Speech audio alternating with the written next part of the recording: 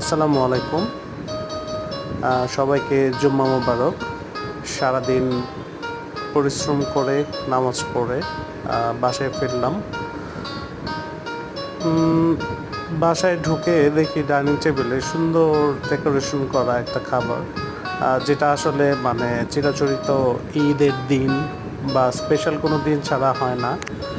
তো এসে জিজ্ঞেস করলাম, বাবাকে জিজ্ঞেস করলাম, মাকে জিজ্ঞেস করলাম যে আসলে কী জিনিস এটা। আমার আম্মা আমাকে বললো যে তোর বোন হাঁস ফ্রাই করছে। এটা নাকি একটা চীনা হাঁস, বড় একটা হাঁস। তো হাঁসটা পেয়ে আমার মুখে একটা হাসি ফুটে গেল।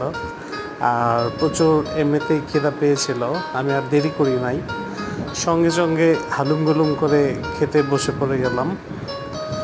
তো খাবারটার কথা বর্ণনা যদি দেই, খাবারটা ছিল খুবই টেন্ডার, আর মশলাগুলো ম্যারিনেট করা হয়েছিল। মুখে দিতেই রেস্টুরেন্টের মতো একটা প্রিমিয়াম একটা ভাইব আসে। তো সব কিছু মিলে মানে খুবই মনোমুগ্ধকর একটা খাবার, যা আমার বোন স্বর্ণালী ফরিদ, সে খুবই ভালো মানে একজন শেফের ক্যাটাগরিতে পড়ে। তো দেখতে পাচ্ছেন।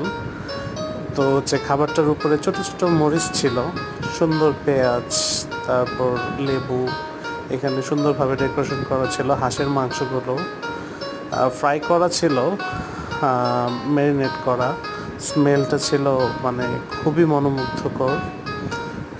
কি বলবো আর, ভাষায় প্রকাশ করতে পারবো না, এতটা মজা লেগেছে। যখন কেটে কেটে ছোট ছোট অংশ মুখে পড়ে দিচ্ছিলাম, তখন আনন্দে আমার চোখগুলো বন্ধ হয়ে আসছিল। আর সুন্দর একটা হাঁসের মাংস, এভাবে হাঁসের ফ্রাই আমি খাওয়া হয়েছে, কিন্তু এই খাওয়াটা মানে একটু স্পেশাল ছিল। তো বাবাকে বললাম, মাকে বললাম খাওয়ার জন্য, সবাই বললো তুই খা। সবাই কাজে ব্যস্ত, যে যার যার কাজে ব্যস্ত। আমার বেচু বয়েস লেদার, আমার প্রোডাক্টগুলো নিয়ে আমি মার্কেটিং কাজ করি, সারাদিন অনেক ব্যস্ত থাকতে হয়।